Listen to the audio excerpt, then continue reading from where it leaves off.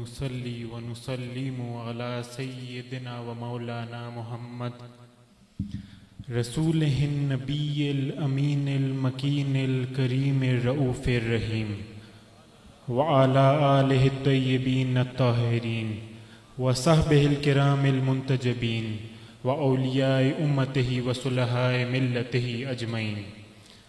أما بعد فأعوذ بالله من الشيطان الرجيم. بسم الله الرحمن الرحيم.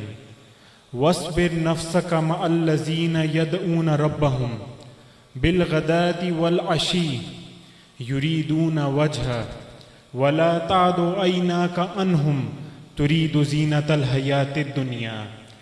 صدق الله العلي العظيم. إن الله وملائكته يصلون على النبي يا أيها الذين آمنوا صلوا عليه وسلموا تسليما. الصلاة والسلام عليك يا رسول الله وعلى آلك وأصحابك يا حبيب الله. الصلاة والسلام عليك يا نبي الله وعلى آلك وأصحابك يا نور الله. یا سیدی یا نور اللہ. تمام تر حمد و ثنا اس رب کائنات کی کہ جس نے ہمیں اپنے پیارے محبوب نبی کریم صلی اللہ علیہ وآلہ وسلم کا امتی بنایا. لاتعداد درود و سلام ہمارے پیارے آقا صلی اللہ علیہ وآلہ وسلم پر کہ جنہوں نے ہمیں خالق حقیقی کے سامنے جھکنا سکھایا، اور کروڑہاں رحمتوں اور برکتوں کا نزول میرے اور آپ کے پیارے مرشد کریم خواجہ خواجگان حضور خواجہ سخی زندہ پیر صاحب رحمۃ اللہ علیہ کے مزار پر انوار پر کہ جنہوں نے ہمیں عشق مصطفیٰ کا جام پلایا. الحمدللہ ہمارے مرشد کریم سٹیج پر جلوہ افروز ہیں. آپ کے ساتھ عالم اسلام کے عظیم آستانوں کے سجادہ نشین، دنیا کے کونے کونے سے آئے ہوئے جید علماء کرام اور حضور خواجہ سخی زندہ پیر صاحب رحمۃ اللہ علیہ کے خلفاء تشریف فرما ہیں. میں آپ تمام احباب کو اپنے مرشد کریم کی طرف سے اور دربار عالی نقشبندیہ گھمکول شریف کی طرف سے خوش آمدید کہتا ہوں. اللہ تعالیٰ آپ کے آستانوں کو سلامت رکھے اور قبلہ عالم پیر صاحب کا علمی اور روحانی فیض نصیب فرمائے. میری آنکھوں کے سامنے تحت نگاہ عاشقان مصطفیٰ صلی اللہ علیہ وسلم اور غلامان حضور خواجہ سخی زندہ پیر صاحب رحمۃ اللہ علیہ کا ٹھاٹھے مارتا ہوا سمندر موجود ہے. میں آپ تمام احباب کو مبارکباد دینا چاہتا ہوں کہ آپ یہاں خود نہیں آئے بلکہ بلائے گئے ہیں. قبلہ عالم پیر صاحب رحمۃ اللہ علیہ اپنی حیات ظاہری میں ارشاد فرمایا کرتے تھے کہ سارا سال لوگ یہاں اپنی مرضی سے آتے ہیں، لیکن عرس مبارک کے موقع پر ہم انہیں بلاتے ہیں.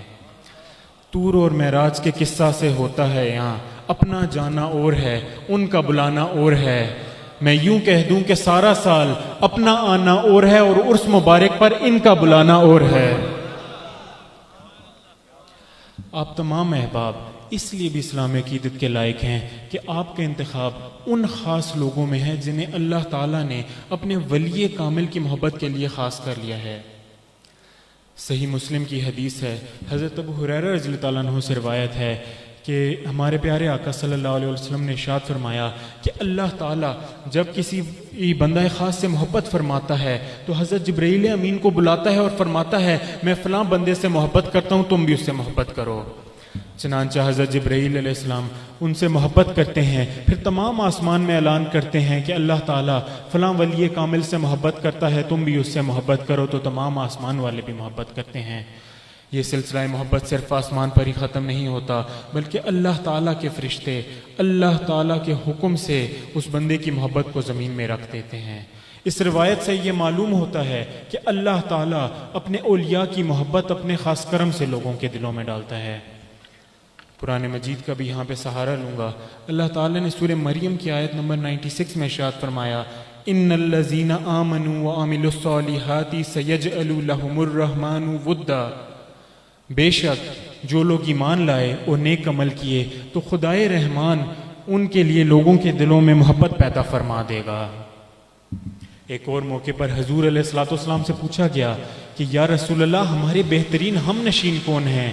تو فرمایا وہ جس کا دیدار تمہیں اللہ تعالیٰ کی یاد دلائے، اور وہ جس کی گفتگو تمہارے علم میں اضافہ کرے، اور وہ جس کا عمل تمہیں آخرت کی یاد دلائے۔ الحمدللہ ان تمام صفات سے صاحب عرس حضور خواجہ سخی زندہ پیر صاحب رحمۃ اللہ علیہ مکمل طور پر متصف تھے۔ آپ تمام احباب دنیا کے کونے کونے سے تشریف لائے ہیں۔ آج جس دور سے ہم گزر رہے ہیں وہ جدید سائنسی اور تحقیقی دور ہے جس میں ہر چیز پر سوال اٹھتا ہے۔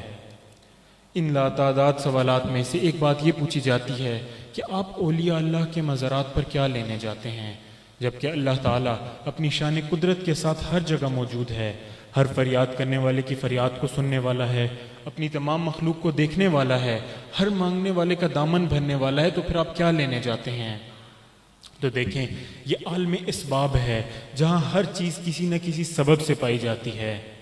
سادہ سی مثال دوں تو میرے سامنے جو مائک لگا ہوا ہے، ساؤنڈ سسٹم ہے، یہ میری آواز کو آپ تک پہنچا رہا ہے، لیکن اگر اس کا تعلق اپنے مرکزی بورڈ سے اس کی تار کو اتار دیا جائے تو یہ خاموش ہو جائے گا، میری آواز آپ تک نہیں پہنچا پائے گا کیونکہ اس کا تعلق اپنے مرکز سے کٹ گیا ہوگا۔ اسی طرف علامہ اقبال نے اشارہ کیا، پیوستہ رہ شجر سے امید بہار رکھ۔ میں جو یہاں عرض کرنا چاہتا ہوں وہ یہ ہے کہ آج امت مسلمہ کی حالت ہماری توجہ اس جانب مبذول کرا رہی ہے کہ ہمیں غور کرنا ہوگا کہ کہیں ہمارا تعلق اپنے مرکز سے کٹ تو نہیں گیا، کیونکہ دنیائے اسلام کا مرکز گنبد خضرا کا مکین ہے۔ غیروں کا تو سارا زور ہی اسی پر ہے، یہ فاقہ کش جو ڈرتا نہیں موت سے کبھی، روح محمد نکال دو ان کے بدن سے۔ اسی طرف اشارہ کرتے ہوئے قبلہ عالم پیر صاحب رحمۃ اللہ علیہ اکثر فرمایا کرتے تھے کہ اگر دنیا کے ساتھ قبر و حشر کی عزت چاہتے ہو تو خدا و مصطفیٰ سے وفا کرو۔ اگر تعلق مضبوط ہوگا تو دنیا کی کوئی بھی طاقت ہمارا کچھ نہیں بگاڑ سکتی۔ اور چونکہ یہاں تو فیض سلسلہ وار ہے جو مدینہ شریف سے بالواسطہ وادی گھمکول شریف پہنچا اور پھر قبلہ عالم پیر صاحب رحمۃ اللہ علیہ کی نسبت سے ہمیں نصیب ہوا۔ آج یہ جو خوبصورت چہرے مجھے نظر آ رہے ہیں یہ اس بات کی دلیل ہیں کہ اس در کا تعلق گنبد خضرا کے مکین سے بڑا ہی مضبوط ہے۔ ایک مختصر سا واقعہ بیان کرتا ہوں۔ گجرانوالہ کے ایک بارش، نماز، تہجد اور وظائف کے پابند شخص سے جب پوچھا گیا کہ کیا آپ بچپن ہی سے ایسے تھے یا پھر گھر کا ماحول ایسا تھا، تو اس نے جواب دیا کہ نہیں، ہماری تو شراب کی بھٹیاں چلتی تھیں، ہم شراب بناتے، بیچتے اور پیتے تھے۔ یہ تو ایک روز کاروبار کے سلسلے میں پشاور جانا ہوا تو سوچا گھمکول شریف حاضری کر لیتے ہیں، قبلہ عالم پیر صاحب سے ملاقات بھی ہو جائے گی، سنا تو بڑا تھا، بس اللہ نے فضل فرمانا تھا۔ قبلہ عالم پیر صاحب سے ملاقات ہوئی، قبلہ عالم پیر صاحب سب سے پوچھتے بات کرو، لوگ بات کرتے، کوئی دعا کراتا، کوئی دم کراتا، کوئی تعویذ لیتا۔ کہتا جب میری باری آئی تو قبلہ عالم پیر صاحب جلال میں آ گئے، کہنے لگے خدا کی زمین پہ رہتے ہو، خدا کا دیا ہوا کھاتے پیتے ہو، خدا کا دیا ہوا پہنتے ہو، اور کام تم شیطانوں والے کرتے ہو۔ کہنے لگا میں نے زندگی میں بڑے واز سنے تھے پر کسی نے اثر نہیں کیا، یہ قبلہ عالم پیر صاحب کی بات تھی جو میرے لیے ہدایت کا نور بن گئی، میری زندگی میں انقلاب آ گیا اور میں تائب ہو گیا، میں نے بیعت کر لی، اور وہ دن تھا اور آج کا دن ہے کہ اللہ کا بڑا ہی فضل ہے۔ اور دراصل یہی وَاصْبِرْ نَفْسَكَ مَعَ الَّذِينَ يَدْعُونَ رَبَّهُمْ کا اصل راز ہے۔ دعا ہے اللہ تعالیٰ ہماری اس تعلق کو، اس نسبت کو مزید مضبوط فرمائے، اور قبلہ عالم پیر صاحب کا صدقہ ہمیں خدا و مصطفیٰ کی سچی محبت نصیب فرمائے۔ وما علینا الا البلاغ المبین۔